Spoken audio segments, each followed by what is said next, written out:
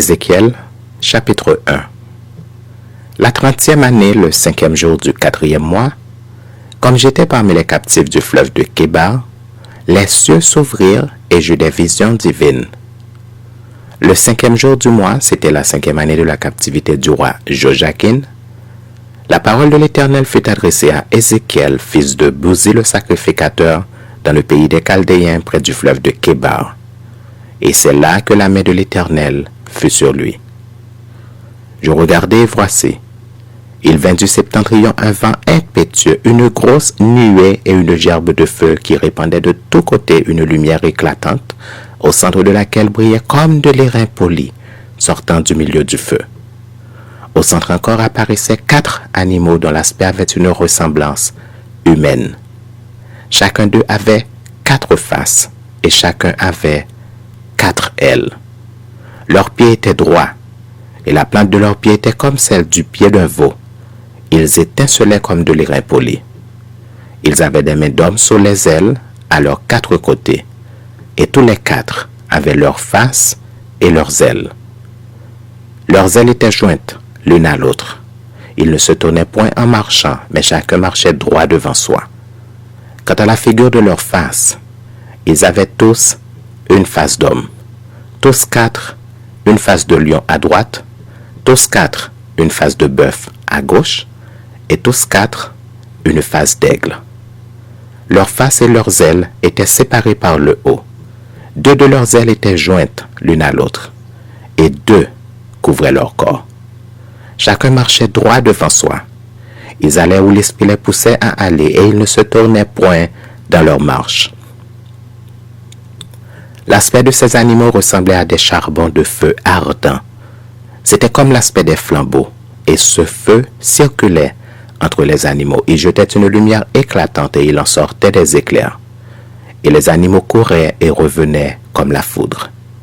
Je regardais ces animaux et voici, il y avait une roue sur la terre près des animaux, devant leurs 4 faces. À leur aspect et à leur structure, ces roues semblaient être en chrysolite et toutes les 4 avaient la même forme.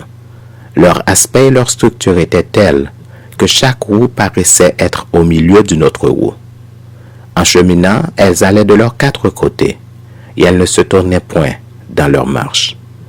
Elles avaient une circonférence et une hauteur effrayantes. Et à leur circonférence, les 4 roues étaient remplies d'yeux tout autour. Quand les animaux marchaient, les roues cheminaient à côté d'eux. Et quand les animaux s'élevaient de terre, les roues s'élevaient aussi. Ils allaient où l'esprit les poussait à aller.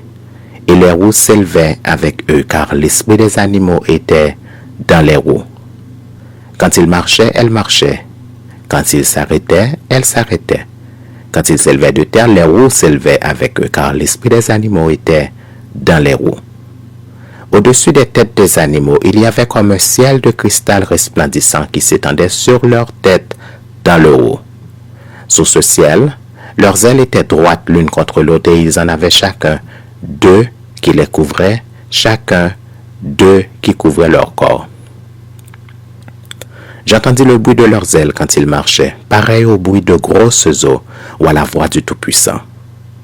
C'était un bruit tumultueux, comme celui d'une armée quand ils s'arrêtaient, ils laissaient tomber leurs ailes. Et il se faisait un bruit qui partait du ciel étendu sur leurs têtes lorsqu'ils s'arrêtaient et laissaient tomber leurs ailes. Au-dessus du ciel qui était sur leurs têtes, il y avait quelque chose de semblable à une pierre de saphir en forme de trône. Et sur cette forme de trône apparaissait comme une figure d'homme placée dessus en haut. Je vis encore comme de l'airain poli, comme du feu, au-dedans duquel était cet homme et qui rayonnait tout autour, depuis la forme de ses reins jusqu'en haut et depuis la forme de ses reins jusqu'en bas. Je vis comme du feu et comme une lumière éclatante dont il était environné. Tel l'aspect de l'arc qui est dans la nuit en un jour de pluie. Ainsi était l'aspect de cette lumière éclatante qui l'entourait. C'était une image de la gloire de l'Éternel. À cette vue, je tombai sur ma face et j'entendis la voix de quelqu'un qui parlait.